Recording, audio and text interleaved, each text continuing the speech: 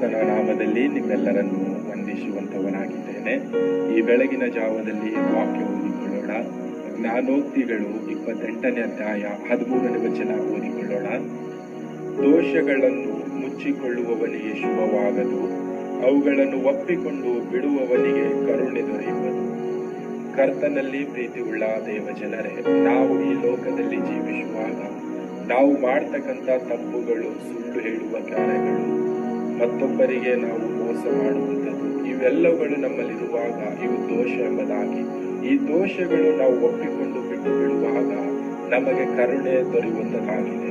ನಾವು ಯಾಕೆ ದೋಷಗಳು ಬಿಟ್ಟವರಾಗಿ ಜೀವಿಸಬೇಕೆಂಬುದಾಗಿ ನೋಡುವಾಗ ನಮಗೆ ಶುಭವಾಗುವುದಕ್ಕಾಗಿ ಮತ್ತು ನಾವು ಕರುಣೆ ಹೊಂದುತ್ತಾ ಈ ಲೋಕದಲ್ಲಿ ಜೀವಿಸುವುದಕ್ಕಾಗಿ ನಮ್ಮಲ್ಲಿರ್ತಕ್ಕಂಥ ಎಲ್ಲ ದೋಷದ ಗುಣಗಳು ನಾವು ಒಪ್ಪಿಕೊಂಡು ಬಿಡಬೇಕು.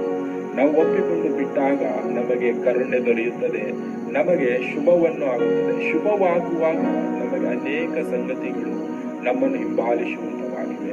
ನಾವು ದೋಷಗಳನ್ನು ಬಿಟ್ಟವಾಗ ನಾವು ಒಳ್ಳೆಯವರಾಗಿ ಜೀವಿಸುವಂತವರಾಗಿದ್ದೇವೆ, ನೀತಿ ಮಾರ್ಗದಲ್ಲಿ ಜೀವಿಸುವಂತವರಾಗಿದ್ದೇವೆ. ನಾವು ದೋಷದಲ್ಲಿರುವಾಗ ನಾವೇ ಈ ಲೋಕದಲ್ಲಿ ಸುಳ್ಳು ಹೇಳುತ್ತಾ, ಮೋಸ ಮಾಡುತ್ತಾ, ಬೇರೊಬ್ಬರಿಗೆ ವಂಚನೆ ಮಾಡುತ್ತಾ, ಕೆಟ್ಟ ಕಾರ್ಯಗಳು ಮಾಡುತ್ತಾ ನಾವು ದೋಷಿಗಳಾಗಿ ಜೀವಿಸುವಾಗ ಅನೇಕ ಕಷ್ಟಗಳು, ನೋವುಗಳು, ವೇದನೆಗಳು ಬರುವಂತದ್ದಾಗಿದೆ.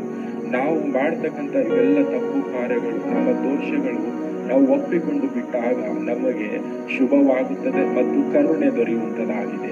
ಈ ಒಂದು ದಿನದಲ್ಲಿ ನಾವು ದೋಷದಲ್ಲೇ ಜೀವಿಸ್ತಾ ಇದ್ದೇವಾ? ನಾವು ಶುಭ ಹೊಂದುತ್ತಾ ಜೀವಿಸ್ತಾ ಇದ್ದೇವಾ? ಕರುಣೆ ಹೊಂದಿದವರಾಗಿ ಜೀವಿಸ್ತಾ ಇದ್ದೇವಾ? ನಮ್ಮನ್ನೇ ನಾವು ಪರೀಕ್ಷೆ ಮಾಡಿ ನೋಡಿಕೊಳ್ಳೋಣ.